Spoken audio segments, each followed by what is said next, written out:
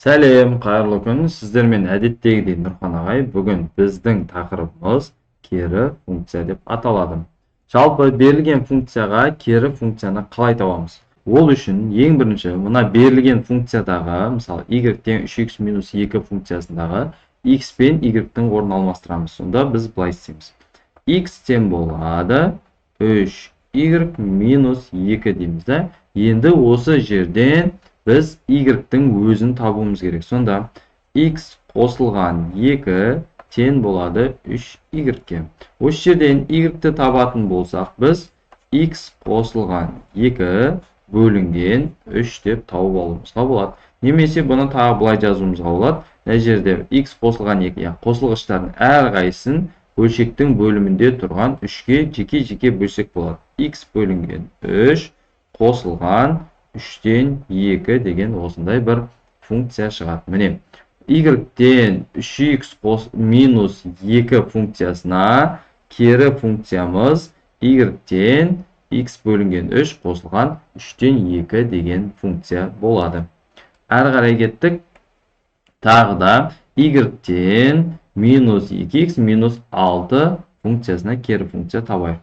X тең болады минус 2y минус 6. X пен y-тердің орындарын алмастырып жіберемін. Яғни y тұрған жерге x жазамын, x тұрған жерге y жазамын. Енді осы жерден 2y тең болады минус x минус 6. Y-ті табу үшін біз 2-ге бөлеміз. Минус x минус 6 бөлінген 2 болып жазылады екен. Әрі қарай. Мына жерде бізде бұлай болады. Орындарын алмастырсақ, x пен y-тің x тең 2y минус 3 бөлінген 5. Пропорция бойынша 5x-қа көбейтіліп кетеді. Сонда 5x тең болады 2y минус 3. Минус 3-ті солға қарай жіберетін болсақ, 5x қосылған 3 тең болады 2y-ке. Осы жерден y-тің өзін табатын болсақ, 5x қосылған 3-ті бөлеміз 2-ге.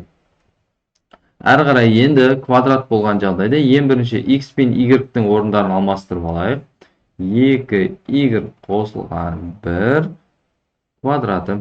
Ең бірінші квадраттан құтылу үшін екі жағында түбірге аламыз. Сонда түбір астында x тең болады 2y қосылған 1-ге. Осы жерден 2y-іміз тең болады түбір астында x азайтылған 1-ге. Y-тің өзін табатын болсақ, түбір астында x азайтылған 1 бөлінген 2 деген жауап шығады екен. Әрі қарай, мына жерде x тең болады y-тің 3 дәрежесі қосылған 1 болады. Осы жерден y-тің 3 дәрежесі дегеніміз x азайтылған 1-ге тең екенін көреміз. Y-тің өзін табу үшін 3-ші дәрежелі түбір астына аламыз. Y-тің 3 дәрежесі, мына жағында 3-ші дәрежелі түбір x минус 1. Мына жерде куб пен 3-ші дәрежелі түбір қысқарады да, y тең болады 3-ші дәрежелі түбір астында x азайтылған 1 болады екен. Мына жерде де жаңағы есепке ұқсайды.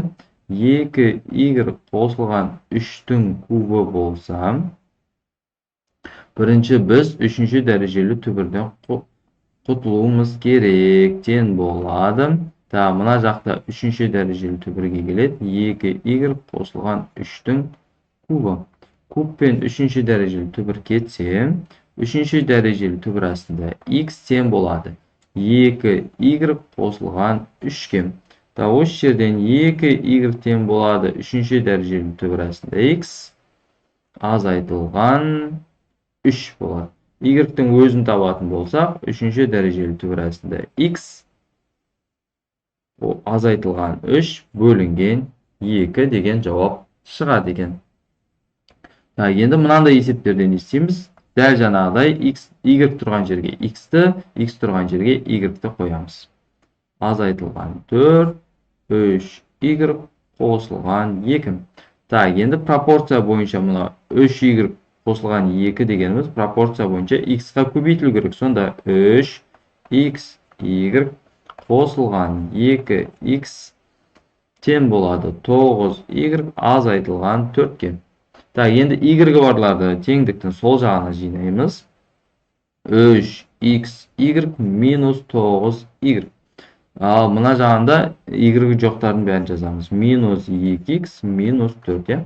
Так, енді мына жерден y-ті жақшан сыртына шығарып жіберу керек бізде. Сонда 3x азайтылған 9 болып қалады.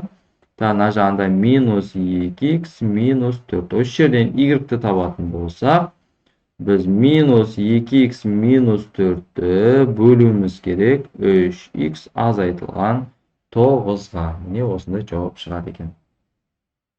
Так, келесі x-тен болады 3-ші дәрежелі түбір астында y қосылған 27. Так, енді 3-ші дәрежелі түбірден құтылу үшін екі жағын кубтаймыз. Сонда кубпен бізде 3-ші дәрежелі түбір қысқарады.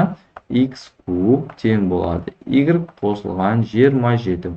Осы жерден y табатын болсақ, x куб азайтылған 27 болады. Әр қарай енді мынандай көрсеткіштік функциялар қалай шығарамыз? Так, мына жерде x тең болады 10-ның y дәрежесіне. Так, енді біз мынау көрсеткіштік дәреже болса, логарифмге көшуіміз керек. Мынау негізі 10 болғандықтан LG, я, 10-дық логарифмге көшеміз. LG x тең болады, яғни екі жағында логарифм деп жатырмын. LG 10 y дәрежесі, я. Логарифмнің қасиеті бойынша y-ті алдына қарай түсіруге болады. Сонда LG x тең болады y LG 10 болады. LG 10 деген ол бізде 1-ді береді. Сонда y тең болады LG x болып қалады. Мына жерде 1-ді берген соң 1-ді y-ке көбейтсек, y-тің өзі болып қалады. Әр қарай. Енді мына жерде e негізді болып тұр, көрсеткіштік. Сонда біз оны ln қып жазуымыз керек. Бірінші x пен y-тің орнын алмастырып алайық. X тең болады e-нің y қосылған 1 дәрежесі.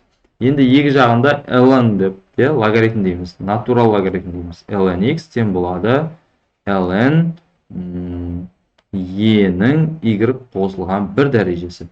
Дәл жаңағыдай логарифмнің қасиеті бойынша біз мына дәрежені алдына түсіре аламыз.